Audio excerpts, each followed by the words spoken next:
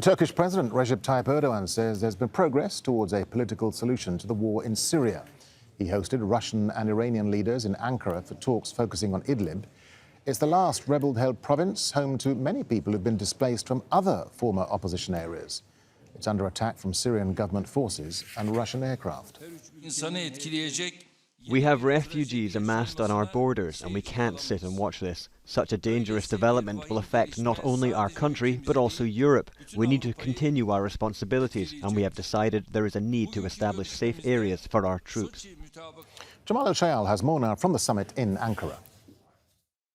A re-emphasis on the policies pursued by Turkey, Iran and Russia, underlined by the opening statements of the respective presidents in this fifth round of trilateral summits that's trying to find some sort of a solution to the almost 9 years now long war in Syria. The Turkish president focusing on his country's main issue, namely that of the Syrian refugees, almost 3 million that have been living in Turkey now for several years, and the need to establish a buffer zone or a safe zone on the Syrian side of the border up until the east of the Euphrates River inside Syria.